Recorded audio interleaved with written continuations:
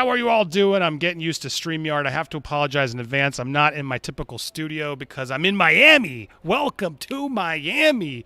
It doesn't matter why I'm here, but I'm here. I might have to cover up because I'm in the lobby, but I'm socially distanced from everybody, and I'm here to keep Nerd Wars going. And tonight we have an awesome Nerd War because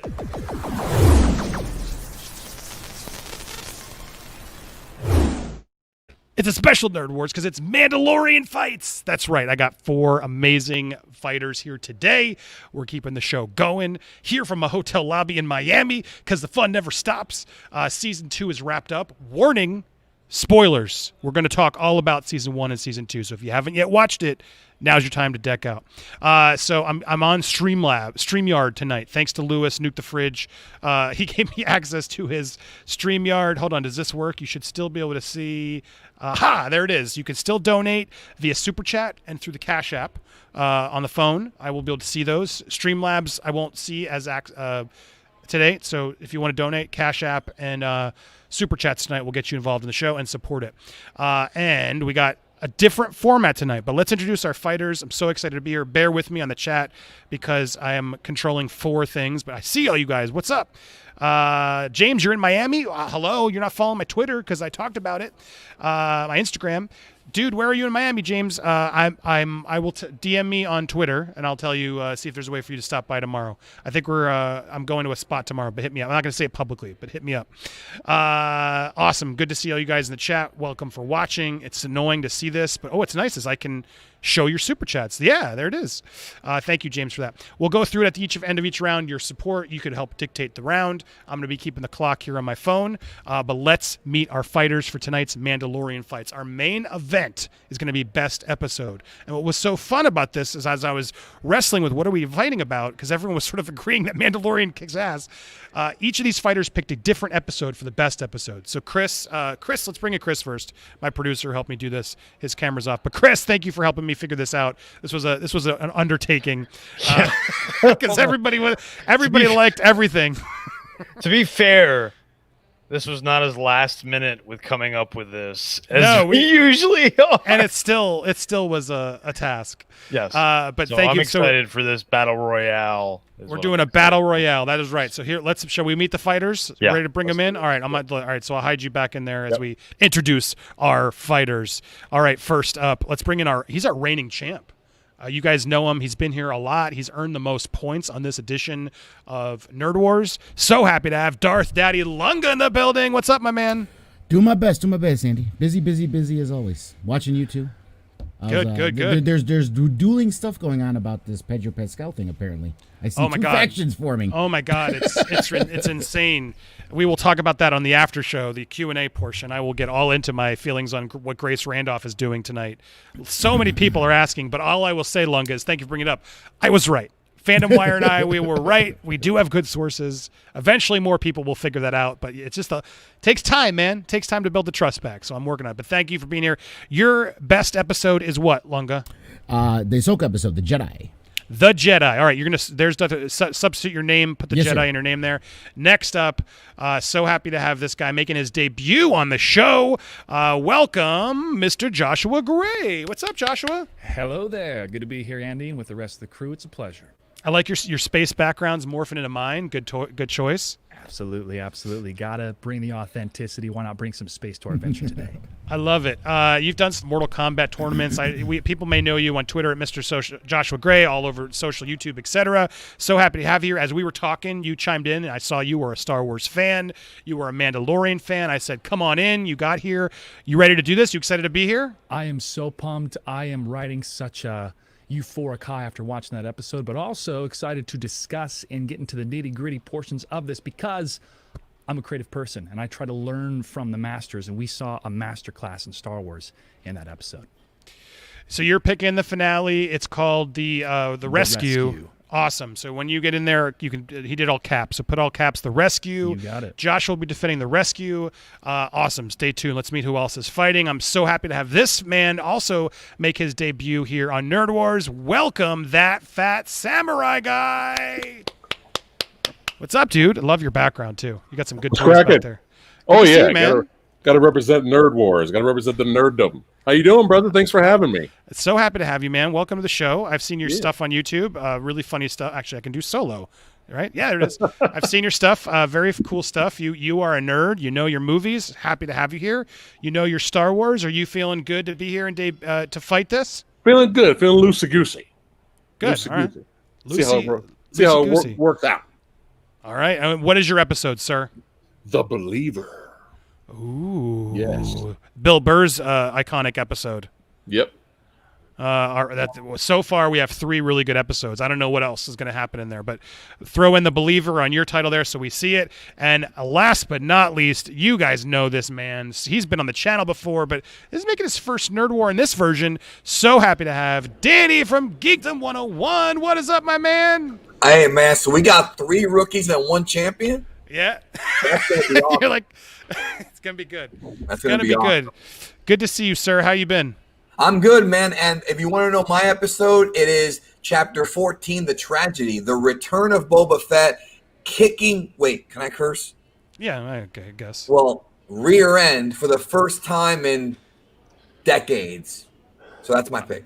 Wow. All right. So we went with The Tragedy. Happy to have you, man. If you don't know him, go to Geekdom 101, World of Geekdom. You've seen his stuff out there. So happy to have it. Now we have, look at these fighters all in. Change your title there, Geekdom, to the all caps, The Tragedy, so people know it. And now you can see what our first round will be. Now, guys, we don't typically do 4 on 4 here. So how is this going to work?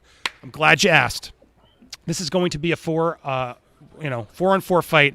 All these people are going to fight. I'm going to double the clock I normally would do. It's a 20-minute battle. After 10 minutes, one of these 4 players will be eliminated.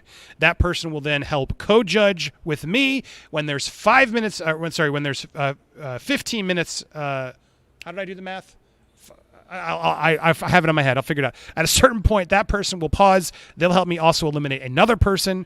And then when there's 2 people left, they'll have 5 minutes to battle out the final what is the best episode. That person will get a point as well as an advantage, moving on to 3 special Mandalorian bonus rounds and a special tiebreaker if we need to get there. But that's how tonight's episode is going to be. Full Mandalorian fights going on, all end.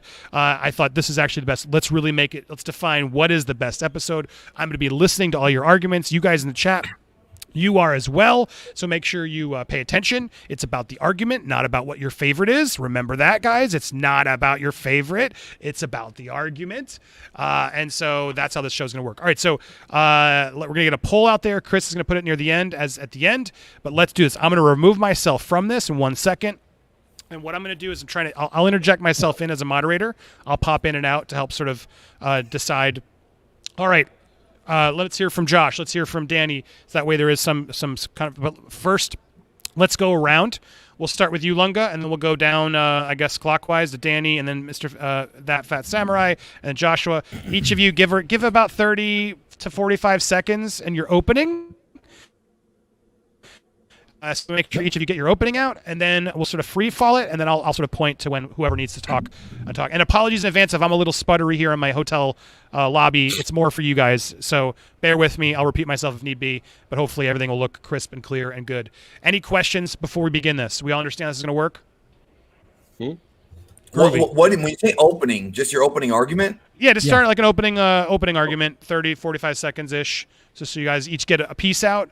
And then you'll probably go back around and get some more time, but just so we each get an opening, and then I'll let you guys go at it. And now, typically, I don't want to give advice, but yeah, sometimes people gang up, sometimes they don't. Do what we got to do to sort of knock. The first step is going to be knocking one of you out, and then deciding which one is the best. And that's what I want to hear. Why is yours the best? Clear? Mm-hmm. Let's do this. I'm excited. Awesome. Thank you guys for doing this with me. Thanks for being here. Let's do it one more time.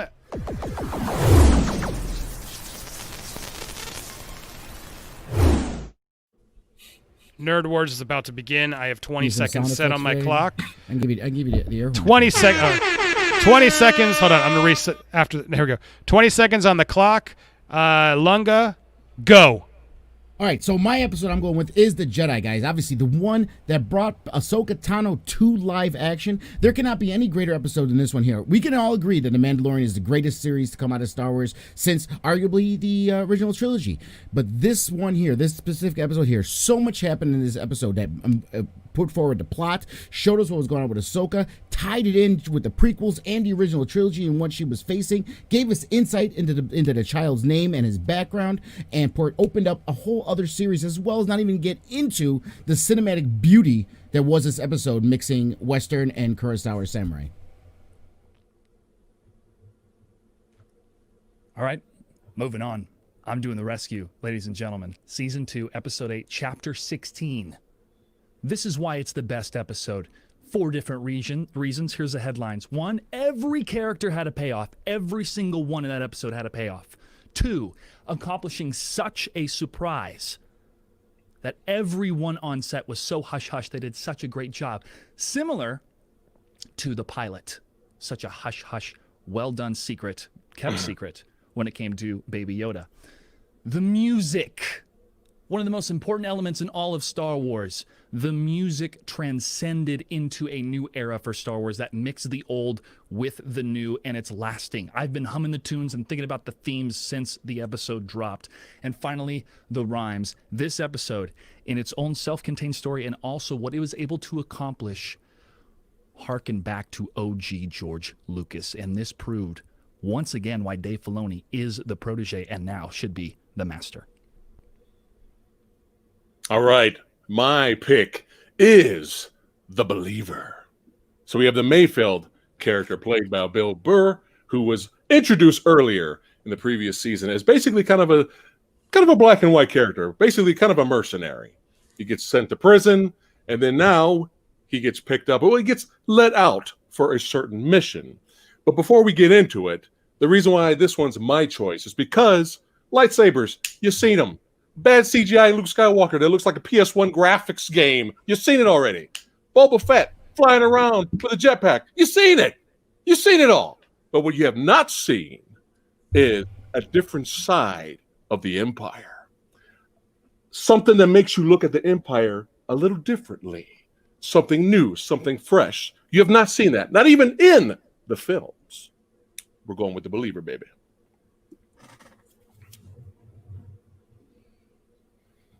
Am I up now? Yes, go, Danny. Okay, let's go.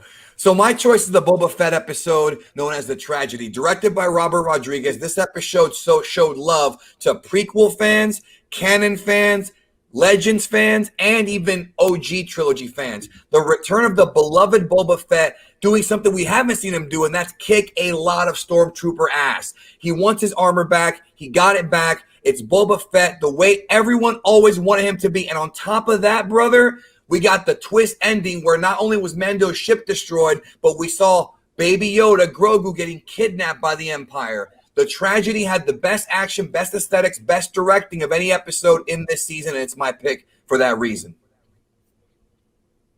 All right, there we go. We got it. Now, now you're all in. You got your pieces out. I want you guys to sort of figure out who's the weakest link here. Let's start there. All right, Believer, when you talked about we'd never seen this side of the Empire before, we need to go back in time to the TIE Fighter. I'm talking DOS video game where you flew as a TIE Fighter pilot and you got to see Grand Admiral Thrawn and you got to talk to him in very small text. But we got to see a level, at least a small scale level, of what an Empire life is like, what it's like to be on that side, a soldier. But I'm not counting video games. I said movies. How movies, live action. Solo kind of showed us a little bit of that.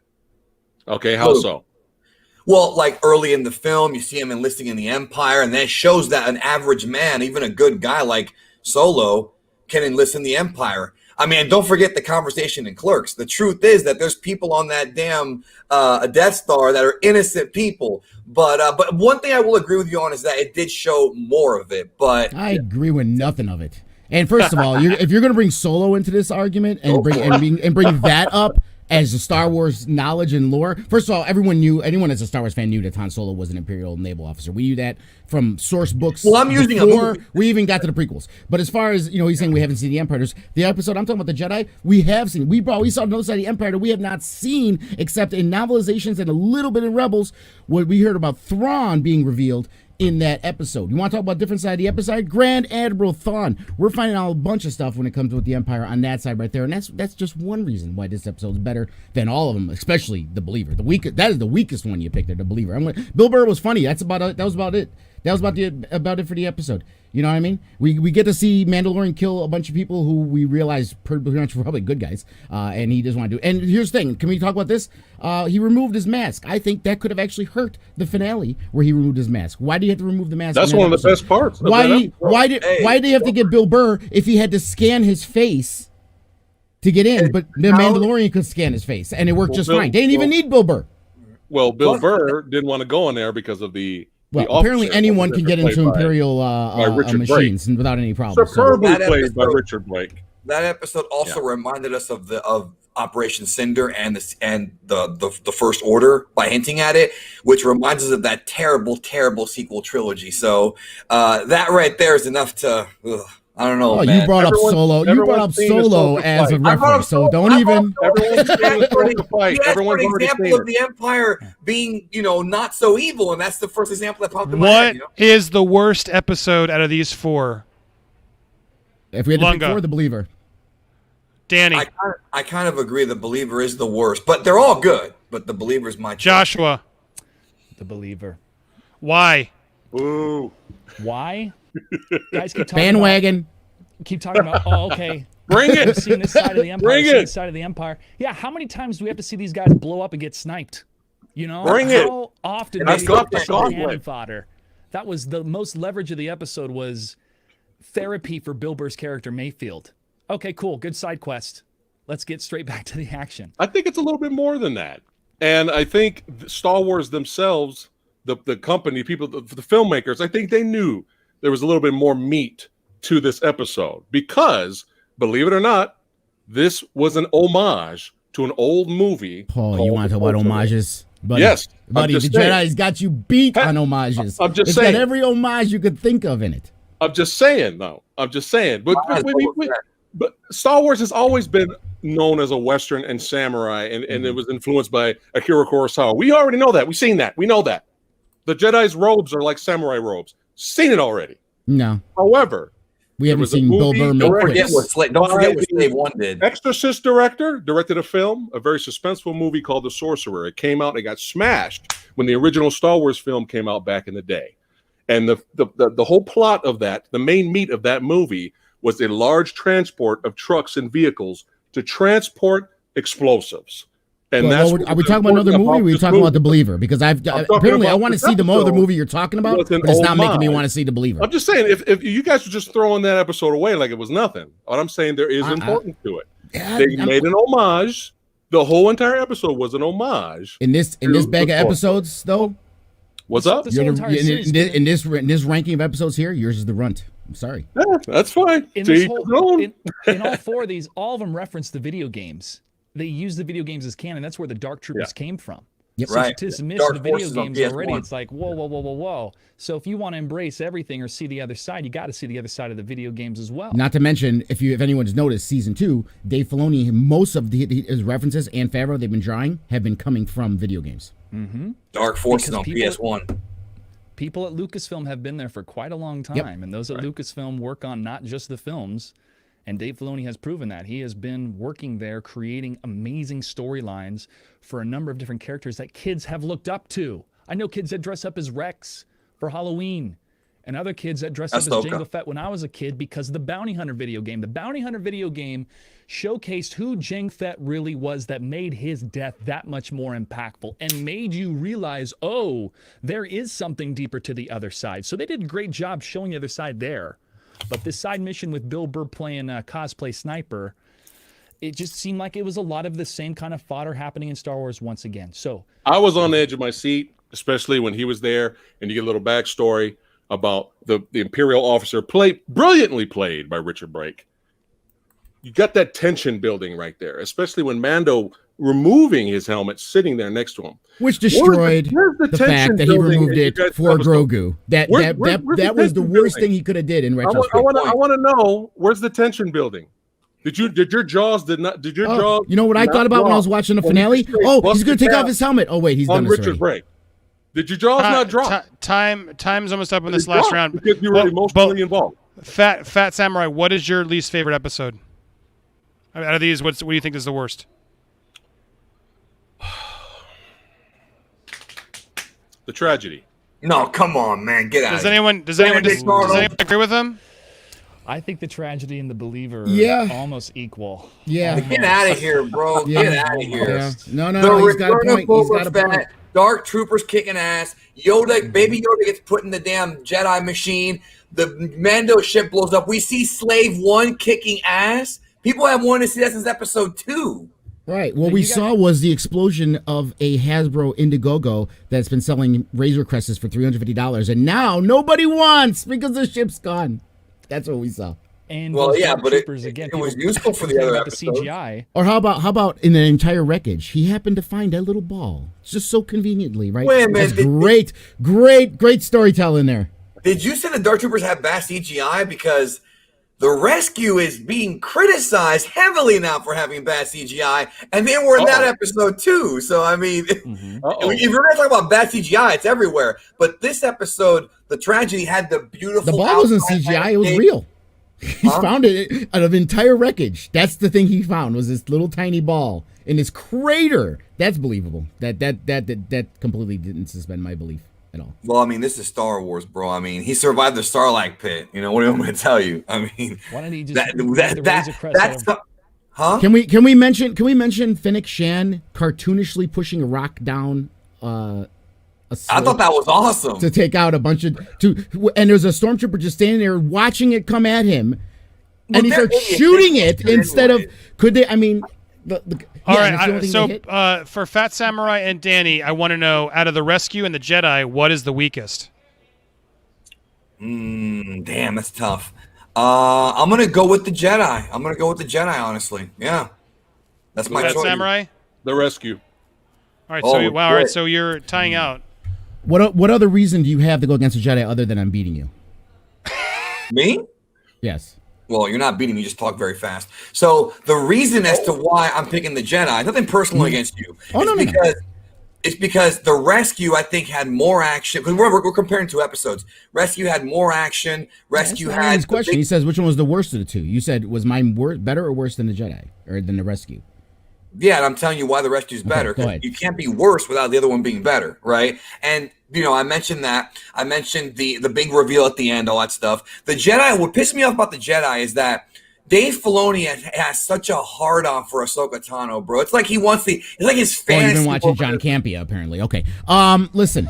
Ahsoka is one of the best. Whoa! Let him talk. Let him talk. Let him. Okay. Danny finish. I didn't even hear what he said. What'd you say?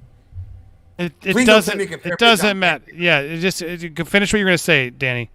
Okay, what I was going to say was the episode had the Ahsoka Tano. Dave Filoni has a huge hard on, and John Campea is right for Ahsoka Tano. He always brings her back in everything. It's this constant sort of he fantasizes about this woman, right? How come she's sitting there fighting in that wannabe Phantom Menace battle, right? And she's not even using the Force. You mean the Kurosawa homage that was the most brilliantly and beautifully shot scene of any episode of Star Wars, let alone just The Mandalorian? It was so beautiful. That was the most beautifully shot and choreographed. We had the daughter of Bruce Lee's apprentice.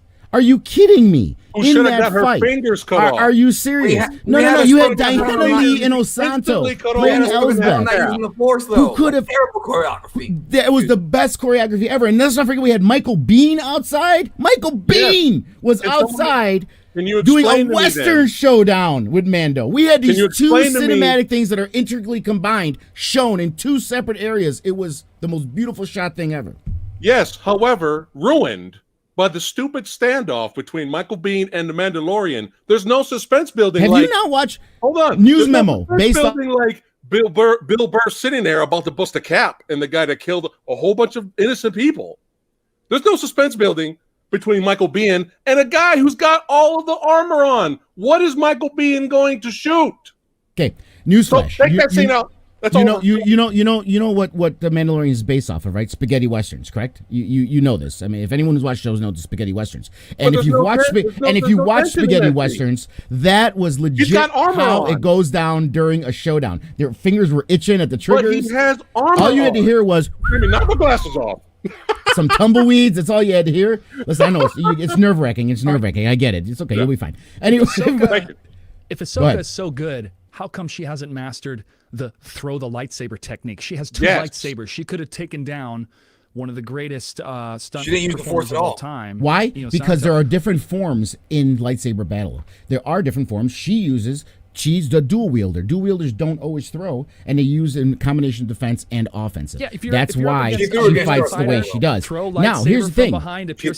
Fight over. When she was fighting Elsbeth, it was an honorable fight. If you notice, they took off the robes, they approached each other, they tested each other. There was a form to that battle, which was supposed to be an honorable fight. Well, I mean, if you want to just put down all Kurosawa films and the way they battled, go right ahead. I'm sure most people of cinema fame will disagree with you. It's a superhero versus someone with a staff. There's a big difference. None of that's in the Kira Kurosawa. It's a Beskar staff, first of all. It's a Beskar staff. And it played a big part in this man's episode, which was pretty important. So that staff was very important. You have to do your I didn't get an answer about Michael Biehn versus Mandalorian. I did. They were gone. First of all, everyone shot at his armor. Let's be fair, okay? All right. Because I'm letting you guys all free for all so I can get it because you kind of are all teamed up. And now that we've heard everything out, does everyone still agree on the standings? I'm going to go around again. Worst episode, Joshua. Believer. You still going Believer? Fat Samurai Guy. Worst episode. The Tragedy. Danny, which one's the worst episode? Well, I'm picking the Believer, not personally, but I do think it's the least good of all these. Okay, and then Lunga, you picked Believer. All right, I am going to use that whether it was strategy or not. Sadly, Fat Samurai Guy, you're out. I don't agree with them. I don't think it's the weakest out of this bunch, but thank you. But based off of sort of everyone's arguments. Where it went, I think I got to go with everyone's there. It's all good, buddy. You're going to help me vote. I'm going to push you in the room. You're coming back though. Don't leave anywhere. But I have the gauntlet. So we have. Sorry, I didn't mean to do that. I cut him off. I'm still learning my buttons. Apologies. It seemed like I cut him off. All right, we have these three. It seems like they're going to be teaming up against you, Danny, already. So I need. So I'm going to go to you first to sort of try to combat that. Do you have anything you want to say against the rescue or the Jedi? Why is yours better? What? Wait, why is yours better than theirs, than the rescue and the Jedi? Because when it split, okay, well, the camera got to readjust. All right, so the reason why mine is better is what I mentioned before in my opening arguments. It brought back a character that literally everybody in Star Wars loves. It referenced the prequels with the Jango Fett quote, I'm just the man making his way in the galaxy or whatever. The idea of him hunting Mando this whole time. We saw him, played back to the first episode, and he also helped out in the last two episodes. He became a kind of a member of the crew, so to speak.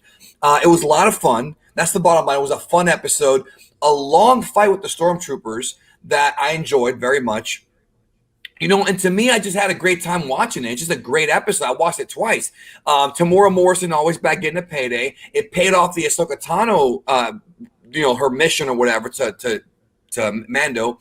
And like I said, his ship got blown up and Baby Yoda Grogu got hijacked or whatever, or stolen. So really this episode was kind of the centerpiece between the two because they took Grogu away and that led to the finale, which led to that whole mission. But at the same time, they also played up what Ahsoka told them. So it's the only important part of the episode. Gotcha.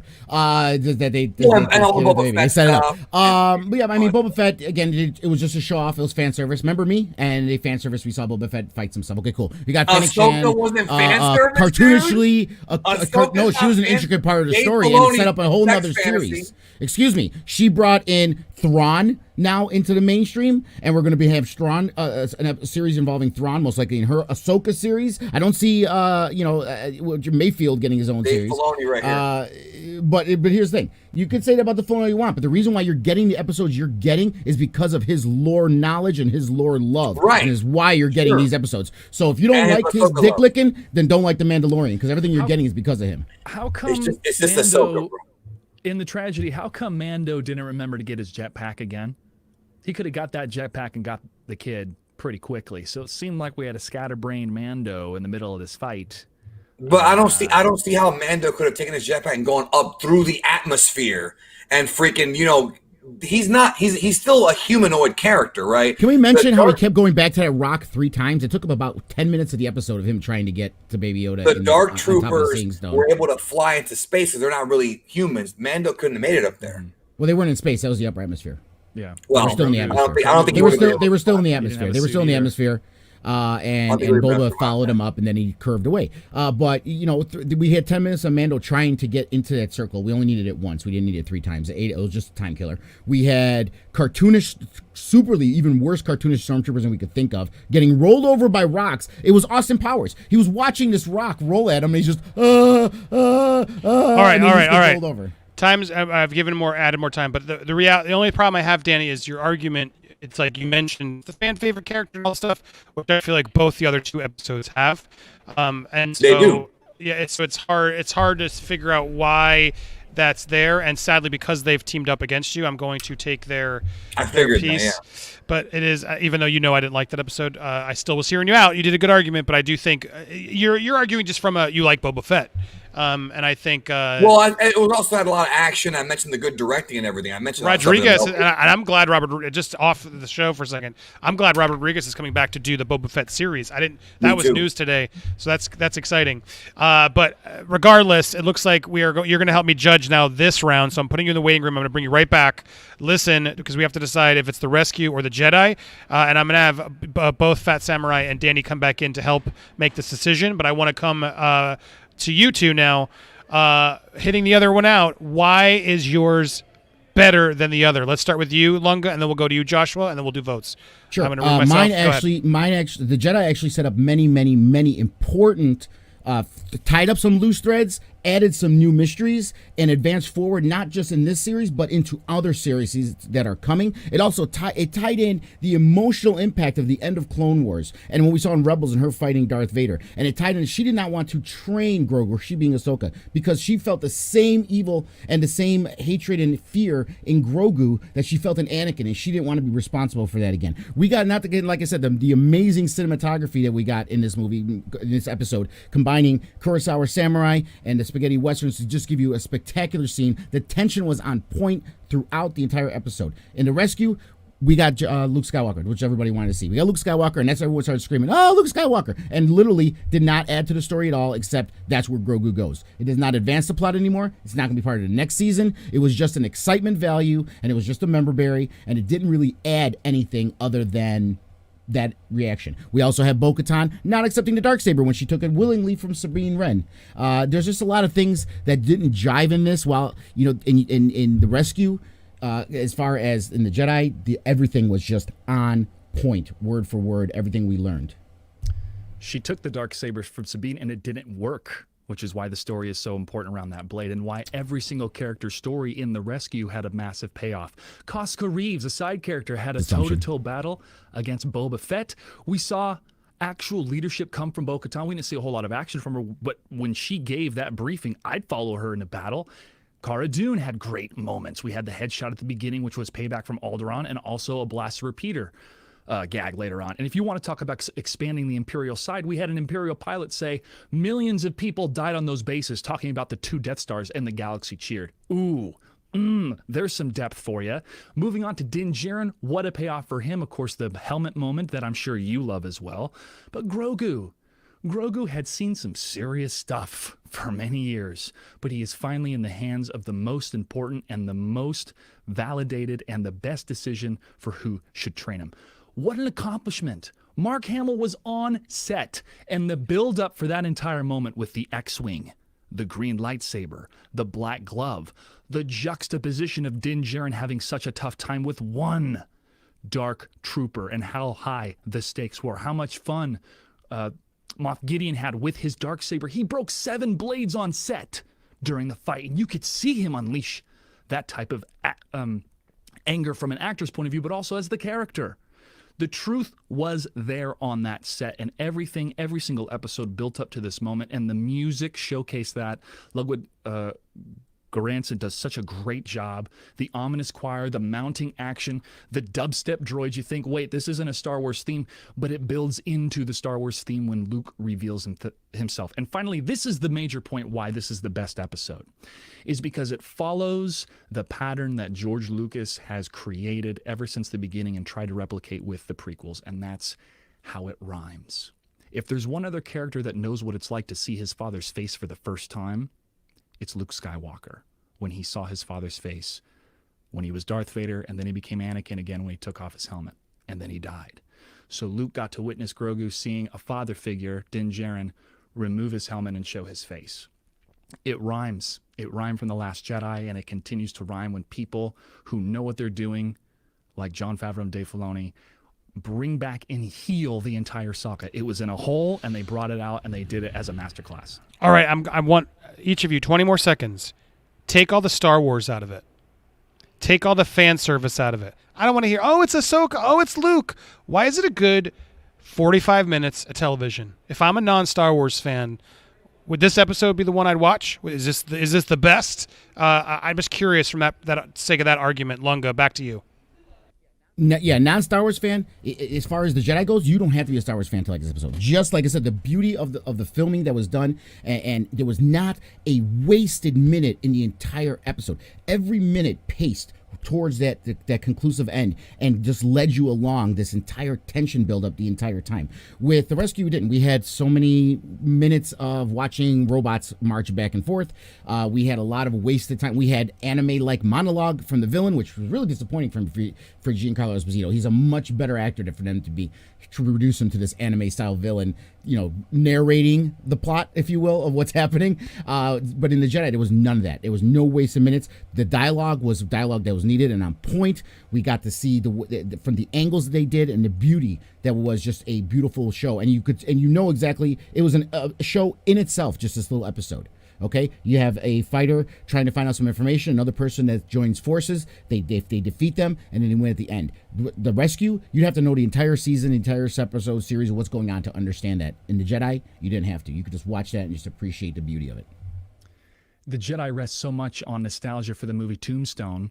If you don't have that nostalgia, Michael Biehn as a character doesn't really make sense, and he falls a little flat. But because they reference Tombstone so heavily in that movie and a bit of a nod to the old action films, that's how the Jedi works. Other than that, doesn't really do it.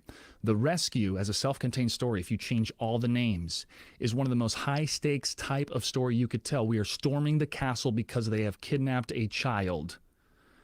And when the big bad guy reveals, like, all I wanted was his blood, I already know all the information that I need. Oh, he's not the big bad guy. Somebody else is out there dictating to him what he needs to do. But the fact that the big bad guy throughout the entire show was so scared he was ready to kill himself when somebody named Luke Skywalker showed up. That if you didn't know Star Wars, you wouldn't know anything about.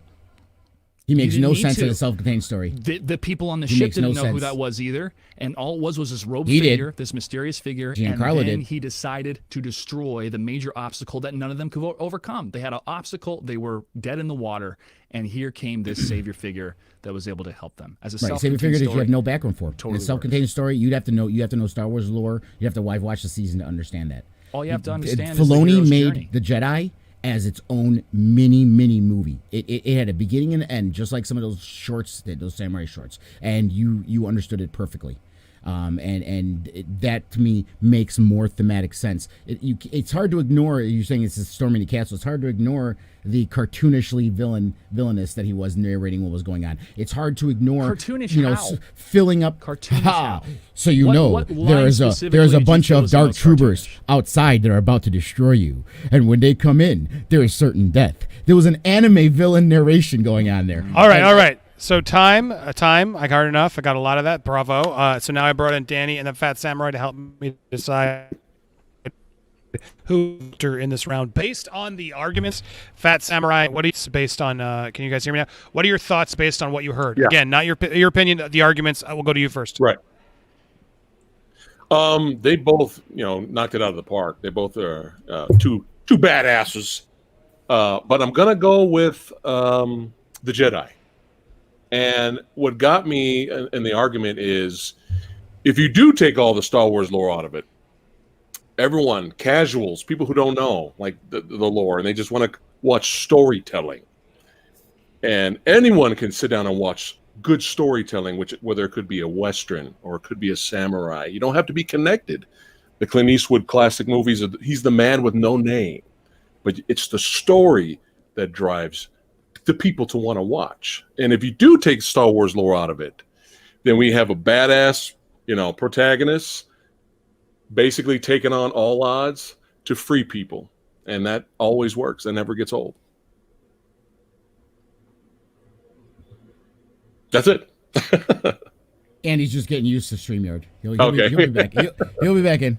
He may have lost connectivity or something. Right. There we go. We got back. There Sorry, I'm a little screwed. Now it's back. I heard you guys though. Danny, what's your thought?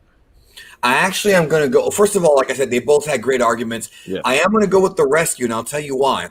Because you can say the Jedi is the best self-contained story if you don't know anything about Star Wars or whatever, but that's not true. In my opinion, the best self-contained story if you don't know anything about Star Wars was actually the first episode of this season, because anybody can watch that without having a clue about Star Wars and get it. Whereas in the Jedi, you don't know shit about Ahsoka Tano. You don't know anything about the prequel stuff she was talking about, like, oh, he ran away from the Jedi. His name is Grogu, this and that. You don't know anything about that. You don't know anything about who Grand Admiral Thrawn is. There's people, when that episode aired, casual fans who know nothing about the books, who know nothing about, like, Clone Wars and Rebels, who were like, who's Grand Admiral Thrawn? Like, there's no context to it. So I do think that argument does kind of fall apart, because to me, both episodes, right, I think you have to know some Star Wars. And more people have seen Return of the Jedi than they've seen they see Rebels. That's a fact. So to me, that's why that argument, I think, goes to the last episode.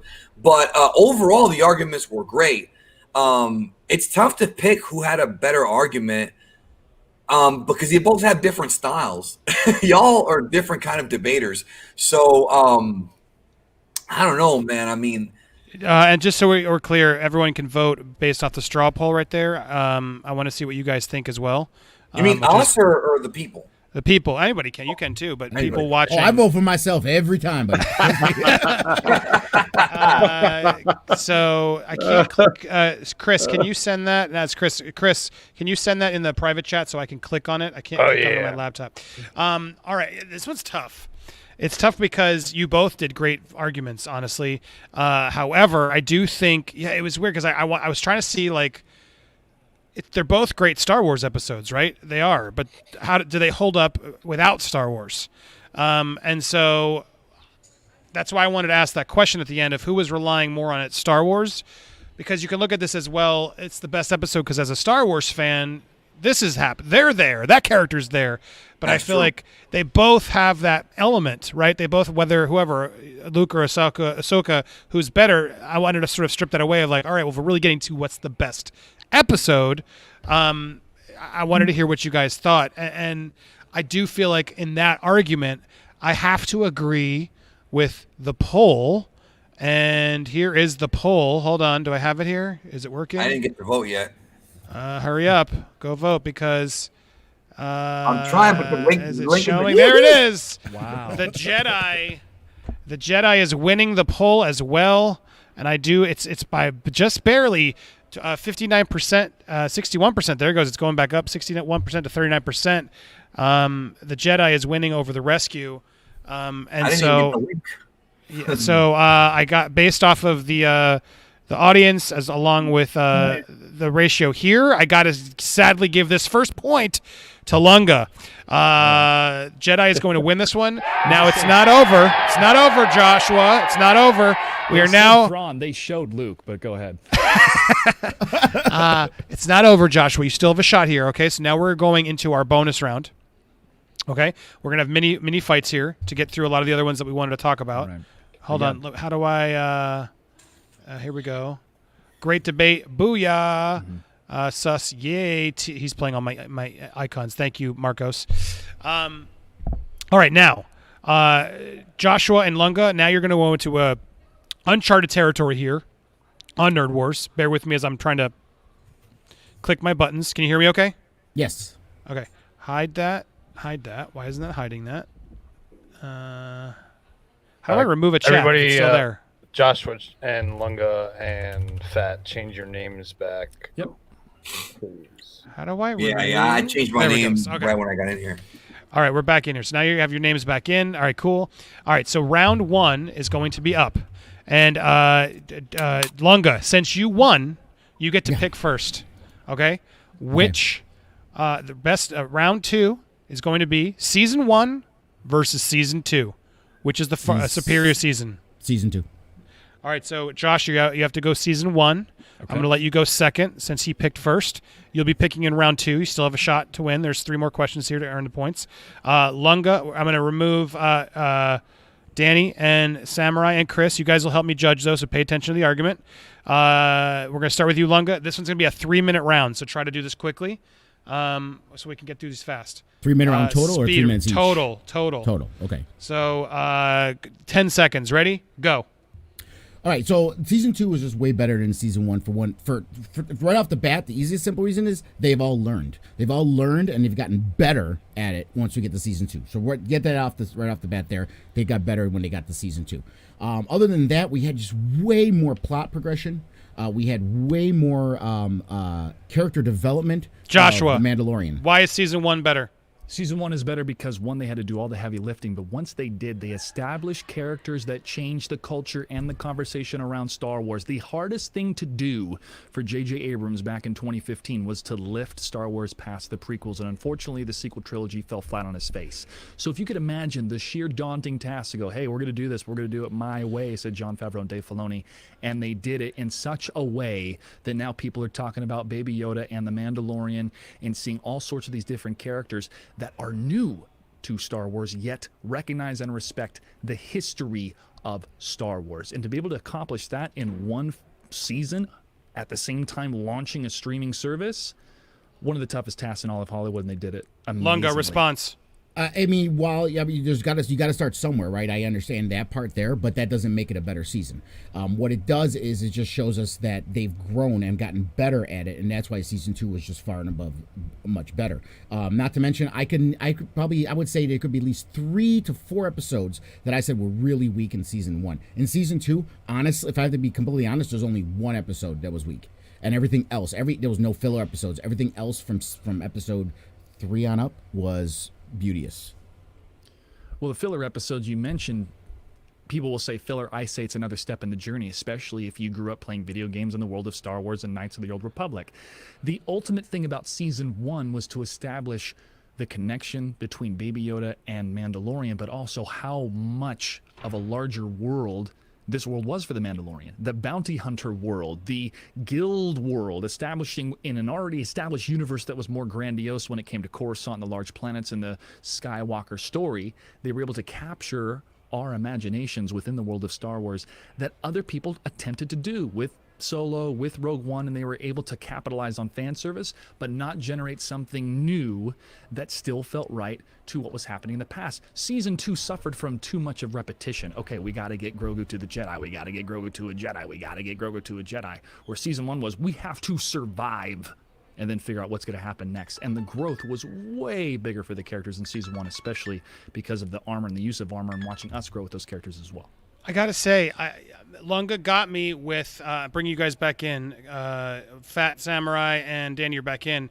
Lunga got me with the fact that yes, maybe better episodes that after they earned it, but Josh's they did the heavy lifting is still sticking with me. On top of the fact that he made a very good point of the original characters after sequel trilogy, that's a lot of heavy lifting that I think is not fair to just be like yeah, but cool, it got better.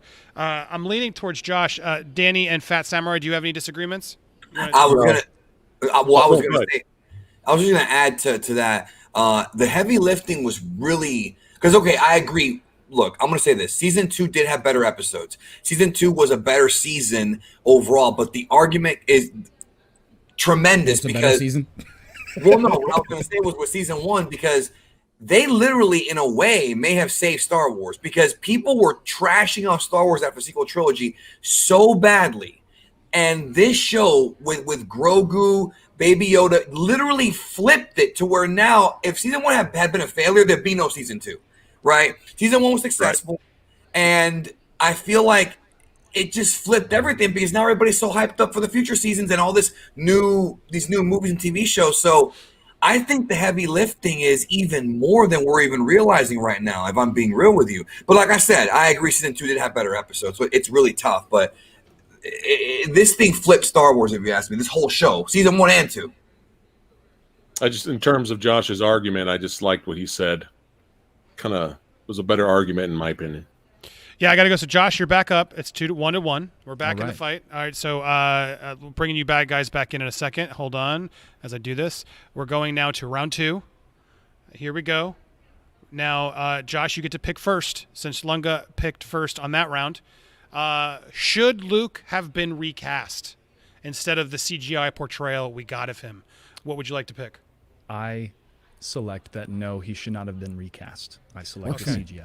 All right, and so Lunga, you're keeping the you would have recast him. You can tell us who Yes. you would have recasted. What would have been version. Yes. We'll start with 10 seconds each, and the time will start now. Go ahead, Josh. Okay. The reason why you use the actor Mark Hamill is because that man is Luke Skywalker. He brings the gravitas, and also with the amount of BS that happens in the world of Hollywood. This man has gone on to perform in so many different realms in so many different ways with voice acting, etc. For him to come back and show the world prime Luke that had been in Legends and part of our zeitgeist as deep Star Wars fans, we read the books, was a massive payoff, not only for him as a character, but for him as a performer and an actor. And that's why they should not have recast him. It should have been Mark Hamill, and that's why we have such a payoff. That'd be great if it was Mark Hamill, but it wasn't. It was a very bad Battlefront 2 Mark Hamill that we got. It was a CGI Mark Hamill. It was not Mark Hamill. I know he's on the set. I know they have credits because they have to give credits if someone's involved. But that was not Mark Hamill we saw. It was a very, very bad CGI, which we've seen better CGI in Star Wars than that. This one was just really bad compared to that.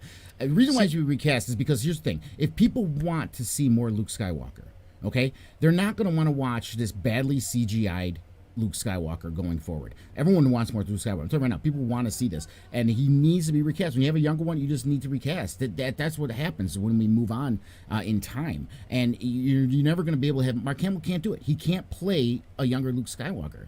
And to me, I felt that even hurt the episode. The fact that they CGI'd him in when they could have had someone like a Sebastian Stan, which people are craving to have. That not only your guy Hamill already said he would love him to replace him, and Stan said, I would love to do it. They started joking around on Twitter, calling each other father and son on Twitter.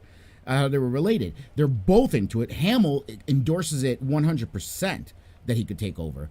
And if people that stuck on Mark Hamill that they don't want to see Luke Skywalker played by anybody else, even though Mark Hamill himself is endorsing it, then you're just really stuck on nostalgia at that point. Don't really care about new Star Wars stuff. For this decision, for this cameo, for this story, for this moment, it was the best decision to have Mark Hamill and to use his voice. I'm sure it was him performing with his voice pitched up higher as a performer. I don't think they had to go through systems to up-pitch his voice because he's a professionally trained, amazing voice actor. But years from now, I know that I would feel, man, that scene was amazing, but I think it would have been better even if it was a CGI Luke. And I think Jon Favreau and Dave Filoni knew that. They're like, years from now, people are like, it was great, but what if it was Luke, even if it was bad CGI? Because this is Star Wars. You can always go back and make the CGI and because better. this is Star Wars, guess what else you can do? You can have a voice actor do a different voice and a different person in a costume, a la Darth Vader. You had two different people playing Darth Vader. You could have easily had Sebastian Stan in there and dubbed in Mark Hamill's voiceover, at least for this episode, to get that nostalgia and have Mark Hamill involved, and have a Sebastian Stan who he says he endorses to take over for him as Luke Skywalker, and he could have still easily did a voiceover, and the voiceover would have done way better than the CGI. You could the mouth didn't even move with the voice. I mean, let's be honest. If they do a season or a story with Mara Jade, cast Sebastian Stan, I get it. But for this moment, this was the best decision, and what a payoff with Mark Hamill. All right, bringing in my audience back, my fellow judge. We're going to start with you, Fat Samurai, first. What do you think, based on those arguments, who won that one? Whew. Again, you guys are kicking ass and taking names. Let's see. Well, y'all didn't like the believer, man. Come on, man, the believer. I like the believer. Don't worry, we have a disclaimer after this. I already beat Great you. episode. I can say it was a great episode. I'm an Air Force. I think I liked it better than the finale. I would say too. But anyway, I'm an Air Force veteran. The dialogue in that scene was therapeutic. Oh, it was wonderful. I was like, Yeah, You guys, I think you threw him under the bus early because you knew it was hard competition. But anyway, Well, he said I like on video games, and I'm like, I there's the already knew. weakness. I already knew. But I love you, bro. I love the episode. Yeah. but based off of this, that fat samurai, what do you think based on these arguments? Let's see. I'm gonna have to go with Lunga. What was it about Lungas that swayed you? It was when he mentioned how they. I mean, let's be honest. I did fanboy out when I saw Luke, CGI Luke. I did. I was like, oh man, and it's almost as good as the believer, man. I mean, it's almost as good. No, I'm just kidding. And then I fanboyed out, but then over time, looking back on it again, I was just kind of like, ugh, something doesn't look right, right? And Lunga really hit it home. I think Sebastian Stan, being that disrobing or taking the hood off and it being him, it looks just like Mark Hamill, and having Mark still do voice acting for him. I think that would have worked just as good as probably better. But Danny, what do you think? I never thought weird. about it that way. It's weird. So, I'm still hung up on the idea of Sebastian Stan doing it with Mark Hamill's voice. That's throwing me. But Danny, what do you think? just for this moment, not for a series, I don't know, but just for this moment.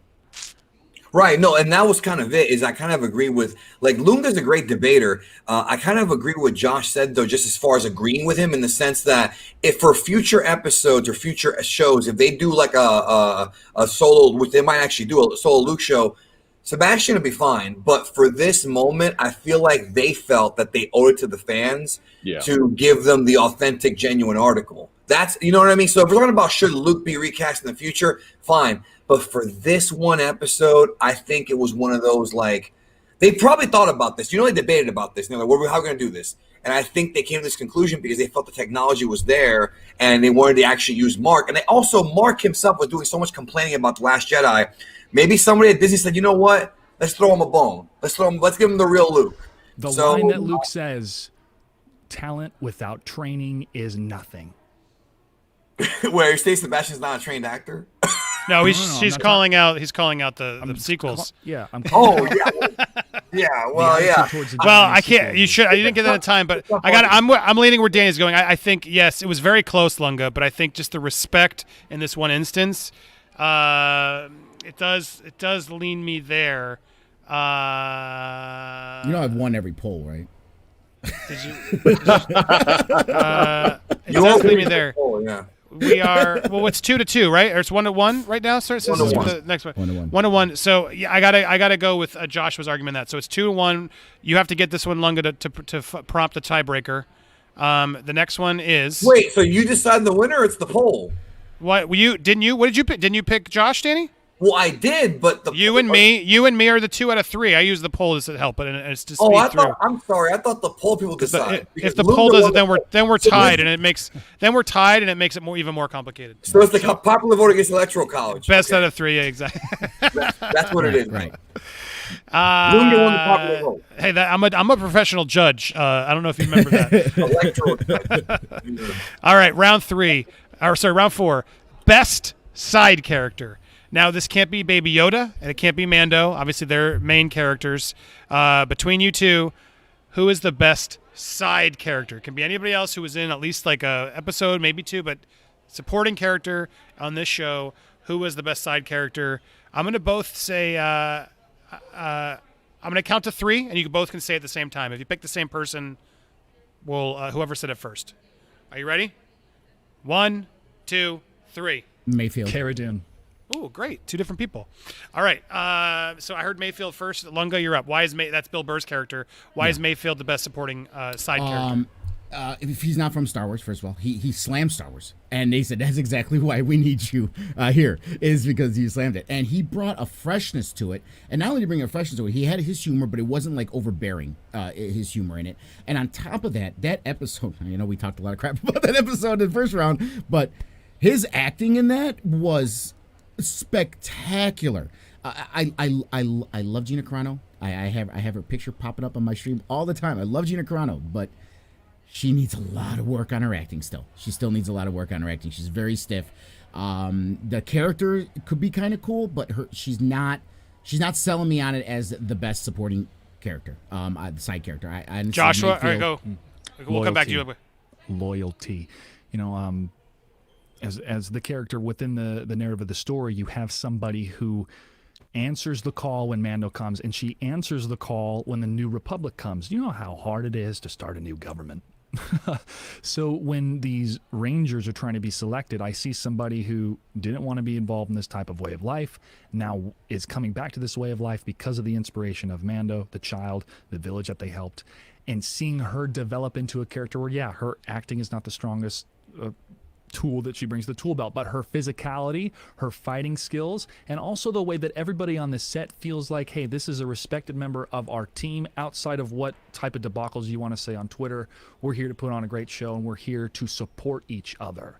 And to see that type of support happen amongst the cast, even on social media, reminds me that this is a character that they're invested in as well, and I want to see her continue to grow. Yeah. And also, she has some great laughs. I think you're gearing this more towards sympathy towards Gina Carano than you are the Cara Dune being a good character. She's the same in every episode. Her physicality is great, but it's great as a background character, not as a side supportive character. It's a background character. This person's in the background doing crazy stuff, right? But not as a side character. As a side character, she's the same. Every time you see her, she's a different type. She's the marshal, but she's the same person she's been. She has not changed at all. And then her laser gun jams. I mean, I know it may necessarily be her fault, but she didn't sell it on me. On it jamming. It again, she needs a lot of work. Bill Burr, man, how is this man going to come in there and deliver the most emotionally powerful scene that we have seen? And even before he even said any words, just the look on his face when he was talking to his previous boss, and he gave all the emotion we felt. All these people, people talking about from the Imperial side, his side on the Imperial side, how many people, his brothers in arms, were dying because of this, and the power and impact of that moment was stronger than anything Cara Dune has done. Cara Dune is a shock trooper that didn't want to go back into the world, but she was inspired to do so again. You may not see it as much of an outward emotional presentation because, again, that's not her strength as an actor. But in the moment when she shot that pilot in the face, it felt like she was pulling that trigger for all of Alderaan. And that takes skill and a depth of character of growth, and that's what we've seen in 2 seasons. Good fight. You both did the wrong one. It was Kawhi, the Ognot, Nick Nolte's character. What a great. No, there's so many good characters. You both picked great characters. All right. I got to say, based on the arguments, I do think Lunga got that one for me. I thought agree. Mayfield is incredible. I thought, and right at the end when you were like, "Oh yeah, she got that shot for Alderaan." No, Mayfield got a way better shot off.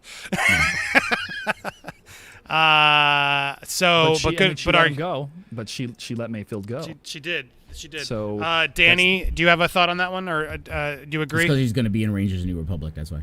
As much as I agreed the last round with Josh, I'm going to go with Lunga. I totally agree with everything you said on this one. Cara Dune is nice, but that Bill Burr episode, bro, they literally did a Django Unchained, and he's freaking Dr. King.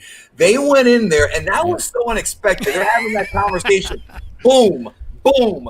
Boom! That was one of my favorite moments of the entire season. That stormtrooper saying they're like awkward over the tray, bro. The truth is that, and look, I'm gonna shoot for a minute. This was very hard to do because I literally love all these episodes for different reasons, including The Believer. I loved it. And then when he freaking fires the blast from the helicopter, whatever the hell, from Slave One, or whatever the ship was, and it blows up. It was just. Oh man, it was so satisfying. So Cara Dune, I think, will shine more in her own show if Gina Carano can act better. But to me, the Bill Burr thing was just, dude, it was cathartic, dude. I loved it. And then they let him go, which is the best. Got better at acting. Gina Carano can get better at acting. It's true. Gina, look, I no disrespect to Gina. We all like Gina, but I think Gina, even she'd admit, she's still working on it. She's admitting she's learning every day on set. All right, well, that makes us a tie. That puts us in a tie. So we have a fun tiebreaker here. I'm going to put it up here so you guys have a minute to think about it. Best Baby Yoda moment, and it can't be the finale where they touch faces. Can't be that one. That one's too easy.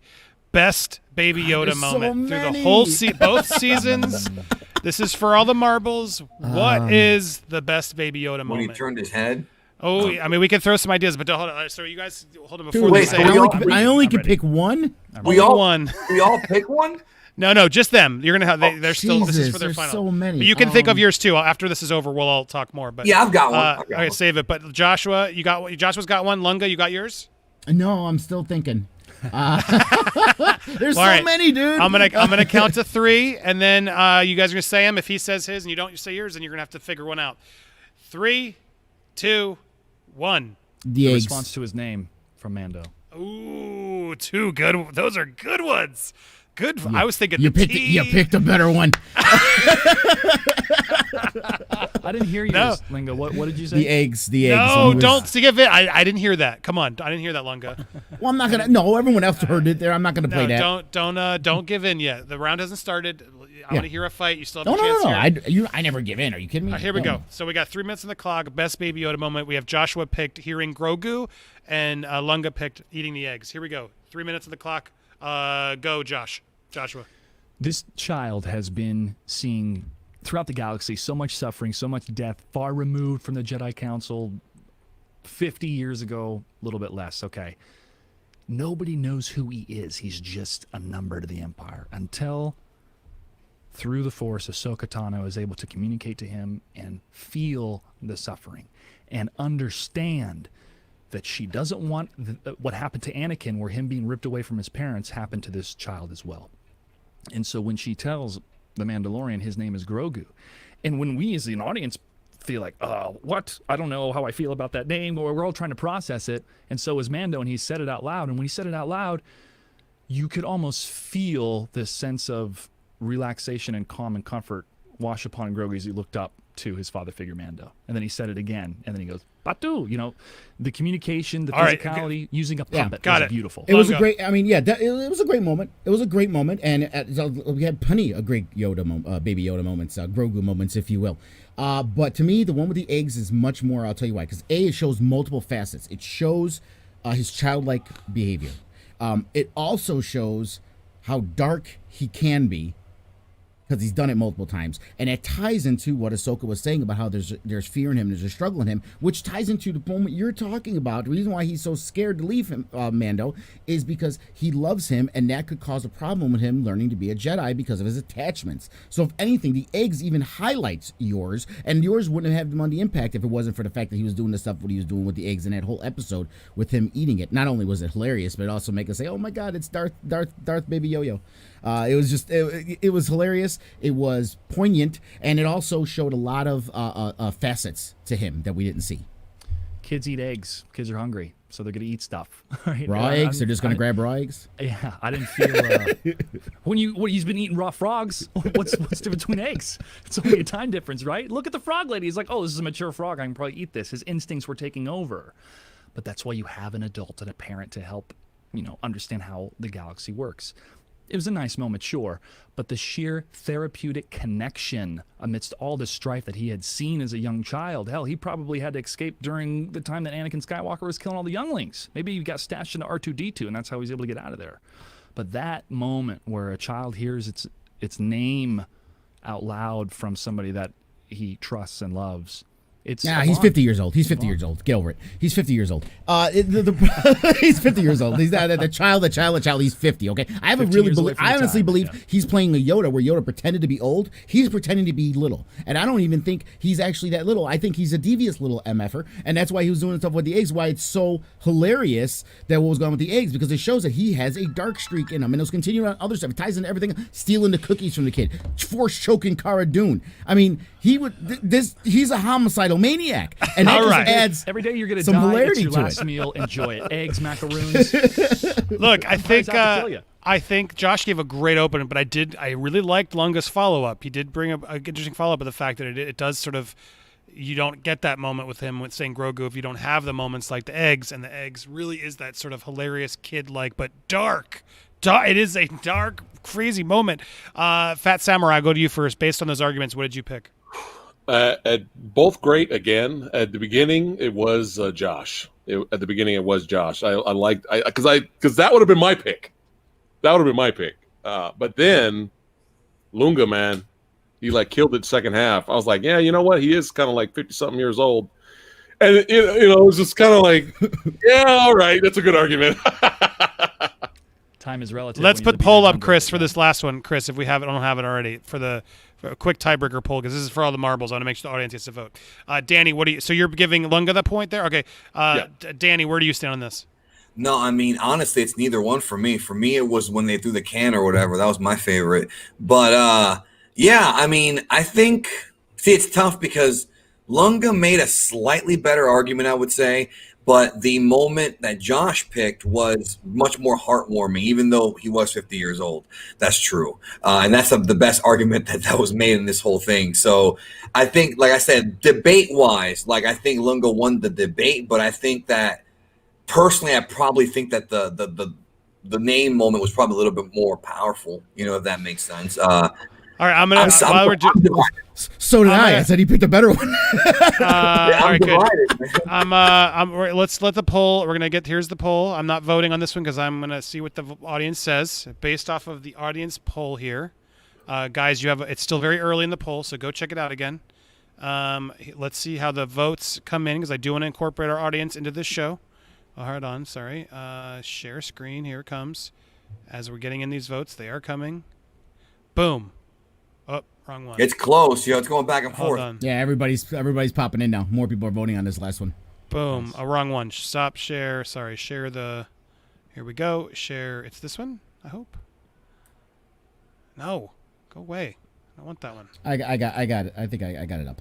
Hold on. Share screen. Here we go. Share screen. I got it now. I had two tabs open and I couldn't. I'm not on my fast computer here. Here we go.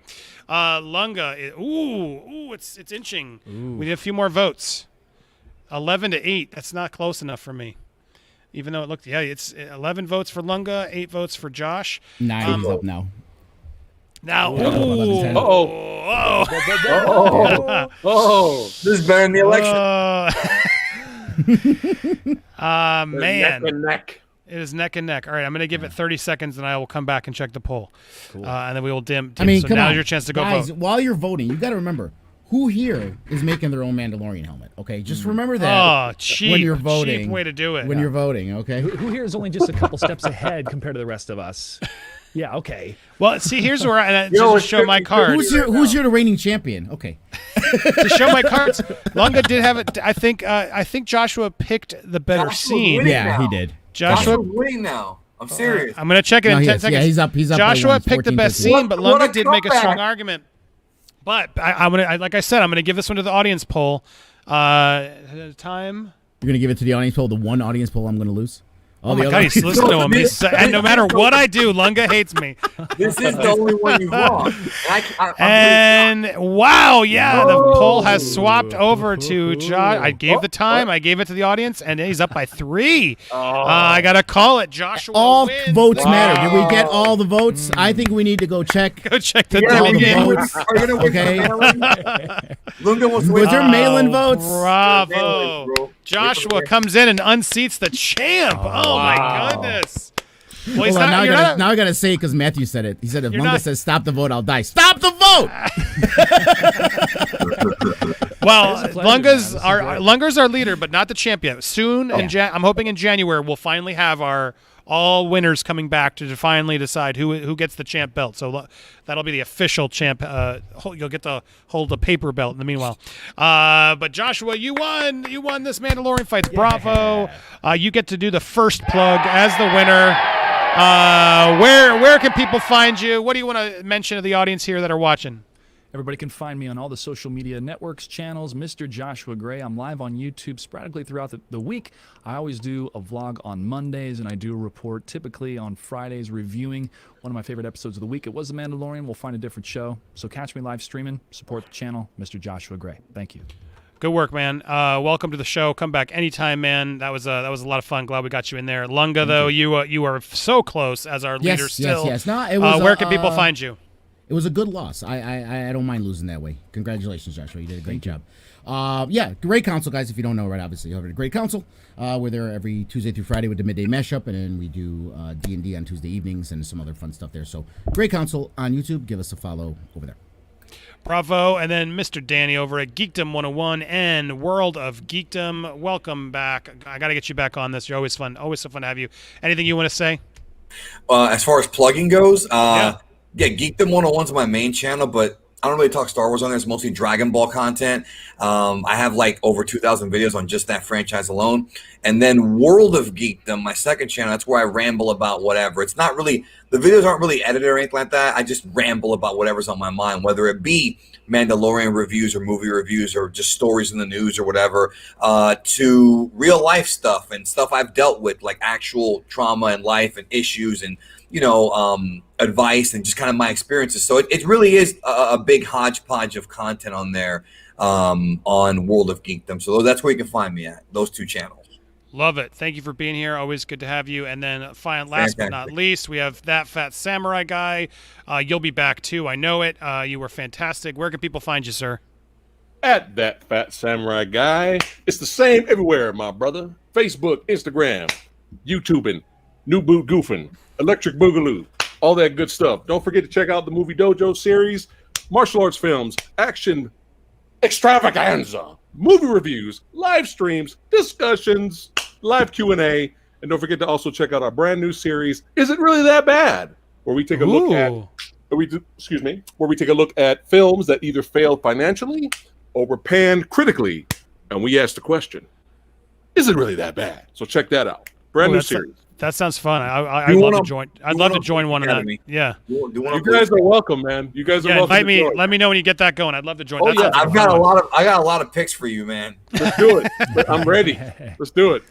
Well, there you have it. I'm gonna be here talking to you live. These guys will stick around for another couple minutes at least, or as long as they want. But I'm gonna keep going for a little bit. If you missed the replay, we are here live every Thursday typically, but I did Monday. Apologies to Jody. I know Jody was there out there doing his own thing. I try not to compete, and I didn't mean to, but it's been a crazy week. So thank you guys for watching this special Monday Mandalorian Fights, because Thursday's Christmas Eve. For those that celebrate, enjoy your week. We won't have a Nerd Wars this week, but you had one today. So thanks for watching, everybody. Make sure to subscribe, hit that button. Lots more in tune. My Wonder Woman review tomorrow. And then Saturday, we're doing a special episode, another special Nerd Wars here, where we will be doing Wonder Woman Fights. Everyone will have the chance to see it on Friday. And then Saturday evening, you can come debate with us. We're going to come up with some similar topics. I hear it's actually mixed. I hear a lot of people have been kind to it, but we'll see. So tune in next Saturday. Join us here on Nerd Wars. If you're watching live, don't go anywhere. We'll be right back. In the meanwhile, that's all I got for you. I'm going to cut to my end screen because I don't know how else to show cut to my space screen because I didn't put my my end screen video in here. So hold on one second. There it should. Click on these videos. Thanks for watching, everybody. If you're watching live, don't go anywhere. We'll be right back.